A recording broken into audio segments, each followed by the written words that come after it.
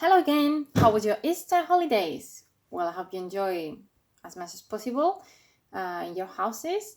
And well, we are going to talk about that, about what you did in Easter holidays. Okay, luego ya comentaremos un poquito. So, we are going to start with Unit 9. Okay, Unit 9 talks about body and mind. Okay, the body and mind. Okay. And the first unit is about the rise and fall of the handshake. Do you know handshake? When you want to greet someone, okay, you do a handshake, okay? So here we talk about the origins, okay, of how people greet each other, okay? For example, hug, okay, or kiss, right? Or touch, or maybe clap the hands, stick, okay, show the tongue, okay. So there, it's interesting, okay, this unit because you can learn a lot of interesting things about other cultures and so on, okay. So I'm going to read you the test in page 86 and 87, okay, that is about the handshake. You have to complete the gaps 1, 2, 3, 4. Okay, you have to complete these 4 gaps, put in one of these 5 possible headings, okay, in each paragraph, and it's recommended to do this test because in the exam, you know, in the recent part, that you have one similar, okay, you have to put the headings of paragraphs or maybe fill in the gaps, okay, with missing paragraphs or sentences, okay. So I'm going to read just to improve the pronunciation. I have thought how to practice the conversation part, okay, and I'm going to explain you a social network or application in the internet that is called Zoom, okay. Well, it's not exactly a social network, it's an app, okay, where similar to Skype, for example, where you could speak with more people, okay. I'm sure most of you know how to use it, but I'm going to explain, okay. So this way we could practice conversation, okay, because you have sent me audios, but it's not the same. To practice monologue, it's good to send WhatsApp, okay, but to practice dialogues and more things, I think is useful, okay, if we do this way, okay. So I'm going to send you in the platform the date, okay, to have a Zoom conversation in English, okay. So I'm going to start reading the test. The handshake goes right back to the 5th century BC, before Christ. A common theory is that it started as a sign of peace. Men put their right hand forward towards another man and open it to show they were not holding a knife or a weapon, okay, because, in other times, you have to show that, okay, I don't have nothing, I don't have a weapon or a knife, okay. The men then joined hands, okay, and shook them and up and down to prove that there were no weapons hidden in their sleeves, okay. If you shake it, you see that there's nothing in the sleeve, okay, this is the sleeve. This action, which began as a simple message of peace, is now used in many situations. We do it when we meet new people and when we greet friends or coaches. We do it when we congratulate people at a graduation ceremony, for example, or when we make friends again after an argument, okay? We do it when we make a business deal. Deal, we say deal, okay. Sports people do it before and after matches, but the message of a handshake is always the same. I trust and respect you and we are equal.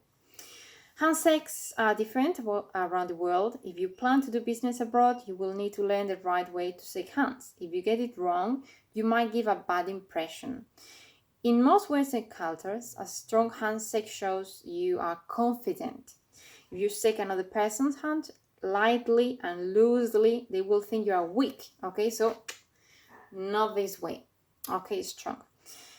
Shy or just not interested. Other cultures, however, prefer a gentle handshake. In China or Turkey, for example, if your handshake is too tight and strong, you will seem rude. Okay, so not too hard, not too slow. Okay.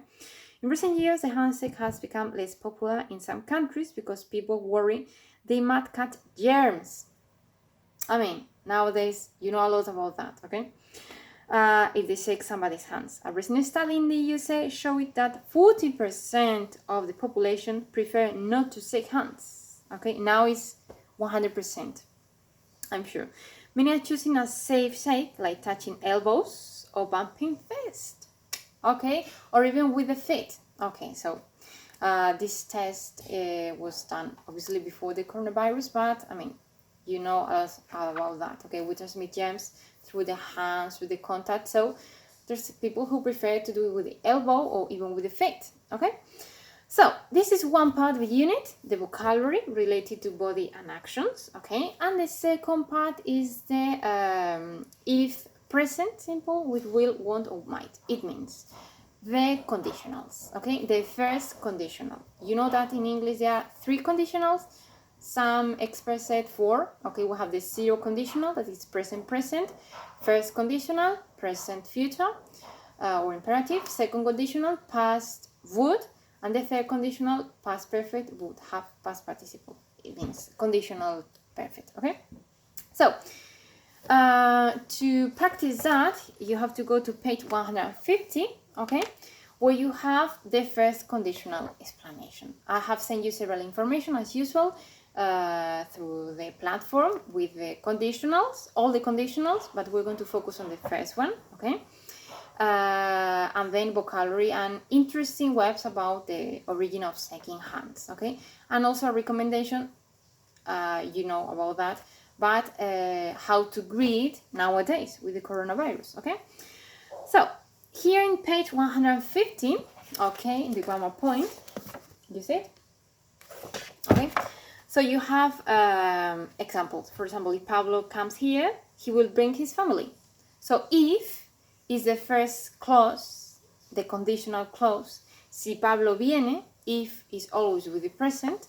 And the second part could be with will or want, if it's negative, might, or imperative, okay? He will bring his family, traerá su familia. Or, if you come here, bring your family, imperative, no? Si vienes, tráela. Or, for example, if I meet the director, I might discuss the plan, no? Si yo me encuentro con el director, puede que discuta, might como will sería el futuro, might es como probable, ¿no? Puede que lo haga, puede que no lo haga, que probability es un modal verb, pero también funciona en la otra parte del condicional, ¿vale? Entonces los condicionales tienen 2 frases, una que es la del if, que en este caso va seguida siempre de presente, ¿vale? Acordaos de conjugar la tercera persona, if he comes, por ejemplo, ¿ok? La segunda parte puede ir con present, ¿vale? Con will, want, con might, ¿ok? O con imperative, ¿vale? Entonces sería el condicional 0, que algunos lo llaman el condicional 1, if más presente, will, imperative o might, ¿ok? O present. Well, we can use if present tense to talk about a possible action situation in the future, ¿vale? Es cuando algo es posible, 90% of probabilities, ¿vale? Ya explicaré que hay 3 condicionales. El primero es como algo posible, ¿vale? Casi 100% o 90% probabilidades de que salga. El segundo condicional es probable, más o menos 50%, puede que sí, puede que no. Y el tercer condicional es improbable, 0%, ¿ok? For example, if it rains, I go out. Probable, possible, ¿ok? If it rained, I would go out. Could be, I'm not sure, okay? If it hadn't rained, I wouldn't have gone out.